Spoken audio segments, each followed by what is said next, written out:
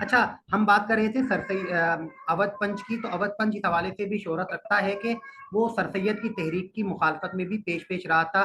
जो सर सैयद की तालीमी तहरीक थी, इस्लाही तहरीक थी, उस हवाले से उन्होंने बहुत ही ज्यादा तंज़िया और मिज़ाहिया मज़ामीन लिखने का सिलसिला शुरू किया था और काफी अरसे तक ये सिलसिला जारी रहा था। मुंशी सज्जाद हुसैन ने सर सैयद अहमद खान को पीरे नेचर का खिताब भी दिया था। इसके बाद जो मिज़ा निगारी की तारीख है उसमें अहम मिज़ा निगार सामने आते हैं। उसमें पतरस बुखारी, फरतुल्ला बेग, शौकत थानवी, रशीद अहमद सिद्दीकी, शफीकुर रहमान, इब्ने इंशा और आखिरी ज़माने में मुश्ताक अहमद यूसुफी को देखा जा सकता है। ये अहम तरीन मिज़ा निगार हैं। इसके अलावा भी कुछ मिज़ा निगार हो सकते हैं, लेकिन ये वो मिज़ा निगार हैं जिनके बारे में, या कम अज़ कम उनकी किताबों के बारे में हमें ज़रूर मालूम होना चाहिए अगर मिज़ा निगारी की बात होती है। फिर अफसाना हो या ड्रामा हो या नॉवल हो, इस पर तो हम पहले भी बात कर चुके हैं और वीडियोस भी इसके लिए बाकायदा मौजूद हैं। इरफान भाई ने जैसा कि कहा कि खाका निगारी पर बात होनी चाहिए। खाका निगारी के हवाले से मैं थोड़ा सी वजाहत कर देता हूँ। खाका निगारी का उर्दू में आगाज तकरीबन 1927 में हुआ है। उर्दू 1927 में मिर्जा फरतुल्ला बेग ने उर्दू का पहला खाका डिप्टी नज़ीर अहमद की कहानी कुछ मेरी जुबानी के नाम से लिखा था, जो सहमाही उर्दू, जो अंजुमन तरक्की उर्दू का रिसाला है, उसमें शाया हुआ था। ये एक तवील खाका है जो तकरीबन 70-75 सफ़ात पर मुश्तमिल है। लेकिन इस तहरीर में खाका निगारी की तमाम खसूसियात मौजूद हैं। मिर्जा फरतुल्ला बेग डिप्टी नज़ीर अहमद के शागिर्द थे और उनसे वो अरबी या फारसी पढ़ने के लिए जाया करते थे। उनके साथ उनका कुछ वक्त गुजरा था, साल या 2 साल के लगभग। लेकिन उनकी शख्सियत और मिजाज को जिस खूबसूरती और महारत से मिर्जा फरतुल्ला बेग ने बयान किया है, वो हमें कहीं और नजर नहीं आता। अच्छा, मिर्जा फरतुल्ला बेग चाहते तो दीगर मुसन्निफीन की तरह डिप्टी नज़ीर अहमद की पूरी जिंदगी को मौजू बनाकर एक बेहतरीन सवाने लिख सकते थे, लेकिन इसके बरक्स मिर्जा फरतुल्ला बेग ने डिप्टी नज़ीर अहमद की जिंदगी के चंद अहम पहलुओं को शामिल करके एक नई सिंथ की बुनियाद डाली, जिसे खाका कहा जाता है। अब खाके की जो तारीफ आमतौर पर बयान की जाती है वो ये है कि खाका ऐसा शख्सी मजमून है जिसमें किसी शख्सियत के मुख्तलिफ और नुमाया पहलुओं को इस तरह बयान किया जाए कि उस शख्सियत की एक जीती जागती तस्वीर हमारे सामने आ जाए। यानी उस शख्सियत के नुमाया पहलू बयान करने से वो शख्सियत हमारे सामने आ जाए, उसके शख्सियत के नुमाया औसाफ और उसकी खामियां या उसकी जिंदगी हमारे सामने आ जाए। खाके में 2 चीजों को लाजमी करार दिया जाता है। अव्वल ये कि जिस शख्सियत पर लिखा जा रहा है मुसन्निफ उसे जाती तौर पर जानता हो, उससे मिल चुका हो। दूसरा, मुसन्निफ उस शख्सियत की खूबियों के साथ साथ उसकी खामियों का भी तस्करा करे। तो इस एतबार से डिप्टी नज़ीर अहमद का जो लिखा गया खाका उर्दू का पहला खाका कहलाता है। उसके बाद जो उर्दू के दीगर अहम खाका निगार हैं, उनमें मौलवी अब्दुल हक, इस्मत चुगताई और रशीद अहमद सिद्दीकी और शौकत थानवी के नाम आते हैं। मौलवी अब्दुल हक की किताब चंद हमअसर के नाम से, जिसमें 24 खाके हैं। चंद हमअसर इस लिहाज से अहमियत की हामिल है कि सर सैयद अहमद खान ने इस तसनीफ में उस जमाने की अहम तरीन अदबी शख्सियात को तो मौजू बनाया ही है, जिसमें सर सैयद अहमद खान भी शामिल हैं, हाली भी शामिल है और दीगर अहम शख्सियात भी। लेकिन इसके साथ साथ मौलवी अब्दुल हक ने 2 इंतहाई आम पेशों से वाबस्ता शख्सियात को भी मौजू बनाया है। उन शख्सियात में नूर खान सिपाही और नामदेव मालिक के नाम काबिल जिक्र हैं। ये 2 खाके उर्दू अदब में इस लिहाज से अहमियत रखते हैं कि इनके जरिए आम शख्सियात को मौजू बनाने का सिलसिला शुरू हुआ। उसके बाद रशीद अहमद सिद्दीकी जो हैं, वो भी खाका निगारी की तारीख में खास अहमियत रखते हैं। उनकी पहली किताब गंज हाय गिरामाया 1938 में शायद शाया हो गई थी और उसमें उन्होंने चंद अहम शख्सियात को मौजू बनाया था।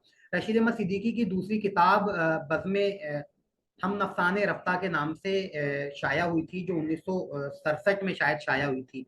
रशीद अहमद सिद्दीकी की खाका निगारी के हवाले से ये बात बताई जाती है या कही जाती है आमतौर पर कि उन्होंने शख्सियात की खूबियों को ज्यादा बयान किया है।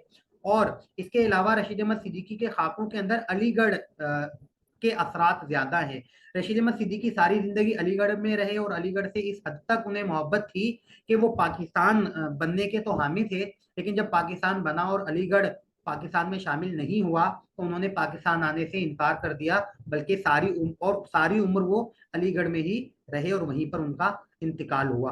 तो उनकी तहरीरों में अलीगढ़ के असरात या अलीगढ़ की लफ्जियात या खास इस्तिलाहात भी उनकी तहरीरों में नजर आती हैं, जो आम लोगों को समझने में शायद दुश्वारी का सामना करना पड़ता है। फिर रशीद अहमद सिद्दीकी के अलावा इस्मत चुगताई का नाम खाका निगारी की तारीख में खास अहमियत का हामिल है। उनका एक खाका दोज़खी के नाम से, दोज़खी में उन्होंने अपने भाई मिर्जा अजीम बेग चुगताई को मौजू बनाया है। दोज़खी खाका इस लिहाज से अहमियत का हामिल है कि आमतौर पर खाके में शख्सियात की खूबियों को ज्यादा और खामियों को कम बयान किया जाता है, लेकिन दोज़खी खाके में इस्मत चुगताई ने अपने भाई के बारे में जिस तरह इजहार ख्याल किया है वो अपनी नौयत का एक नया तजर्बा था।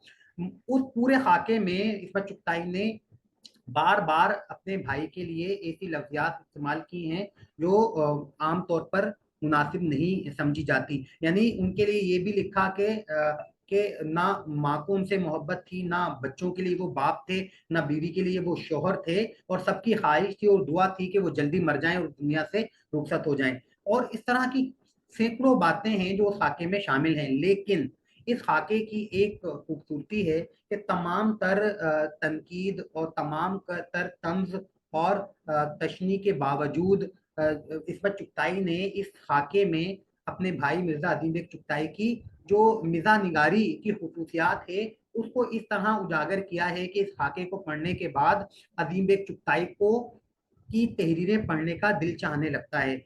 शौकत थानवी भी खाका निगारी के हवाले से शोहरत रखते हैं। 1943 में उनका मजमुआ शीश महल के नाम से शाया हुआ था। उन्होंने बहुत मुख्तसर खाके लिखे हैं, बहुत सारी शख्सियात पर उन्होंने लिखे हैं। इम्तियाज अली ताज भी हैं, प्रेमचंद भी हैं, रशीद अहमद सिद्दीकी भी हैं, और उस जमाने के तमाम अहम शोरा और खताबा को उन्होंने अपने खाकों का मौजू बनाया है। उनके खाके मुख्तसर हैं और उन्होंने अपने खाकों के जरिए मिज़ा पैदा करने की कोशिश की है और मुख्तसरन ऐसी बातें अपने खाकों में बयान की हैं जिसमें मिज़ा का पहलू नुमाया है।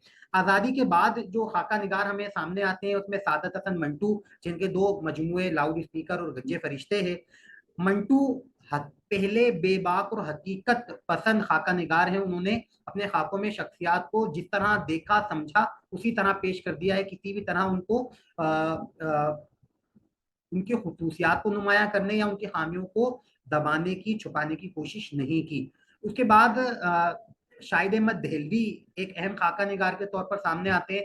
शाहिद अहमद देहलवी पाकिस्तान आने के बाद, क्योंकि उनकी जिंदगी का एक बड़ा अरसा हिंदुस्तान और दिल्ली में गुजरा था, तो दिल्ली की यादें और अपने कदीम जमाने की यादों ने उन्हें मजबूर किया कि वो खाके लिखें, और उनके खाकों के भी दो मजमुए शाया हो चुके हैं। गंजीना गौहर के नाम से जो उनकी जिंदगी में शाया हुआ, और दूसरा मजमुआ बज़्म हमनफ़्सा के नाम से जो 1987 में शायद शाया हुआ था और जमील जालवी ने मुरत्तब किया था। ये सवाल भी कभी कभी पूछा जाता है। जमील जालवी ने उनका दूसरा खाकों का मजमुआ मुरत्तब किया था। शाहिद अहमद देहलवी के खाकों में एक जो बड़ी खूबसूरत है वो हुलिया निगारी है। शाहिद अहमद देहलवी ने शख्सियात के हुलिये इस तरह पेश किए हैं कि यूं महसूस होता है कि उन्होंने जैसे लफ्जों से तस्वीर बना दी है। खासतौर पर जिगर मुरादाबादी का जो हुलिया उन्होंने अपने उनके खाके में लिखा है वो इस कदर कमाल का है कि अगर उसको देख उसकी लिखी हुई बातों को देखकर उसकी स्केच बनाया जाए तो यकीनी तौर पर जिगर मुरादाबादी सामने आ जाएंगे। और हुलिया निगारी के हवाले से शाहिद अहमद देहलवी की ये खसूसियत दीगर खाका निगारों में उन्हें मुमताज और मुनफरिद बनाती है। फिर अशरफ सबोही देहलवी भी खाका निगारी में शोहरत रखते हैं। उनके खाकों का मजमुआ दिल्ली की चंद अजीब हस्तियां के नाम से है। अशरफ सबोही देहलवी पहले खाका निगार हैं जिन्होंने तमाम खाकों में आम शख्सियात को मौजू बनाया, और वो आम शख्सियात जिससे दिल्ली की रौनकें ताज़ा थी। अशरफ सबोही देहलवी ने दिल्ली की चंद अजीब हस्तियां में दिल्ली में रहने वाली और मुख्तलिफ पेशों से वाबस्ता ऐसी शख्सियात को मौजू बनाया जो मुख्तलिफ पेशों से वाबस्ता थी और मुख्तलिफ पेशों में अपनी खास खास इंफरादियत की हामिल थी, और उनमें ज्यादातर खाना पकाने से ताल्लुक रखने वाली शख्सियात शामिल थी। इनके हवाले से एक नक्कात तो ये भी कहते हैं कि अशरफ सबोही देहलवी के खाकों को पढ़कर यूं महसूस होता है कि आखिरी जमाने में दिल्ली में जो शख्सियात थी या लोग थे वो अपनी सारी तवानाई सिर्फ और सिर्फ खाना पकाने और उससे लुत्फ हासिल करने में लगाया करते थे। तो ये अशरफ सबोही देहलवी का नाम भी खाका निगारी की तारीख में खास अहमियत का हामिल है। उसके बाद मोहम्मद तुफैल जो रिसाला नक्कुश के बानी भी हैं और उसके मुदीर भी एक अरसे तक उसके रहे हैं। मोहम्मद तुफैल उर्दू खाका निगारी की तारीख में इस लिहाज से अहमियत के हामिल हैं कि मोहम्मद तुफैल सिर्फ और सिर्फ खाका निगार हैं। उन्होंने सारी जिंदगी सिर्फ और सिर्फ खाके ही तहरीर किए हैं और खाका निगारी के हवाले से ही इनफरादियत रखते हैं। मोहम्मद तुफैल के खाकों में एक तो हकीकत निगारी भी नजर आती है, लेकिन उन्होंने अपनी खाकों में शख्सियात को एक नए अंदाज से नुमाया करने की कोशिश की है। मोहम्मद तुफैल क्योंकि रिसाले के मुदीर भी थे और ज़ाती हैसियत से भी मुख्तलिफ मुसन्निफीन और शोरा से राब्ते में रहते थे, तो उनकी बात ऐसी बातों या ऐसी चीज़ों से भी वाकिफ थे जिनसे आम लोग वाकिफ नहीं थे। इसलिए उन्होंने उनके अपने खाकों में उन शख्सियात को ज़्यादा बेहतर तरीके से या उनकी शख्सियात के मुख्तलिफ पहलुओं को ज़्यादा बेहतर तरीके से पेश किया है। दीगर अहम खाका निगार हैं, उसमें मुमताज़ मुफ्ती भी हैं, ज़मीर जाफरी भी हैं, अताउल हक कासमी भी हैं और बहुत सारे खाका निगारों की एक लंबी फहरिस्त है। नसरुल्लाह खान हैं और असलम फर्रुखी हैं और भी बहुत सारे खाका निगार। एक अच्छी अच्छी खासी बड़ी फहरिस्त है और खाका निगारी की, मगर मेरा ख्याल है कि मैंने तकरीबन तमाम अहम तरीन जो खाका निगार है उसमें उनका तज़किरा आपसे कर दिया है।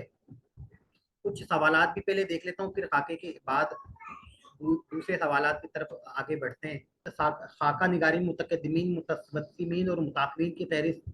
अच्छा, खाका निगारी में कोई हम मुतकद्दिमीन और मुतवस्सितीन और मुताखिरीन को अगर कहें तो ये कह सकते हैं, मुतकद्दिमीन वो खाका निगार जिन्होंने आज़ादी से पहले लिखा, आज़ादी के बाद से लेकर तकरीबन 1980 तक लिखने वाले मुतवस्सितीन, और उसके बाद के जो खाका निगार हैं उन्हें मुताखिरीन में शामिल किया जा सकता है।